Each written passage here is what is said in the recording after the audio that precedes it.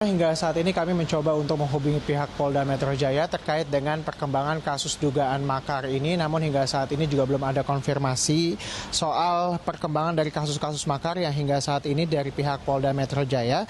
Begitu juga dengan rencana permintaan penangguhan penahanan untuk tersangka Firza Hussein yang sebelumnya memang dinyatakan oleh pihak kuasa hukum dari Firza Hussein sendiri beberapa waktu lalu yang berencana untuk meminta penangguhan penahanan melihat dari berbagai aspek seperti misalnya aspek kesehatan dan juga psikologis dari Firza Hussein yang memang menurut kuasa hukumnya ini terkait dengan Firza Hussein yang baru saja menjalani operasi kanker, kemudian juga selain itu juga aspek dari kondisi anak-anak dari Firza Hussein yang membutuhkan sosok ibu, kemudian juga selain itu juga menurut dari kuasa hukum mengklaim bahwa Firza Hussein ini dapat bersikap kooperatif untuk menjalani semua pemeriksaan jika kemudian nantinya diajukan penangguhan penahanan kepada kliennya tersebut.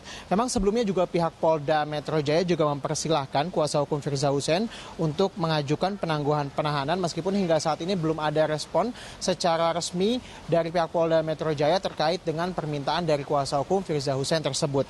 Pemirsa, memang tersangka kasus makar Firza Hussein meminta penangguhan penahanan kepada kepolisian. Firza Hussein juga memprotes penggeledahan yang dilakukan kepolisian di rumah Firza Hussein sebelumnya.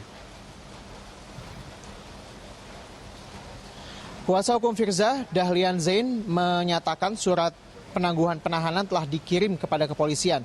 Dahlian Zain kembali membantah tuduhan makar yang disangkakan kepada Firza Hussein.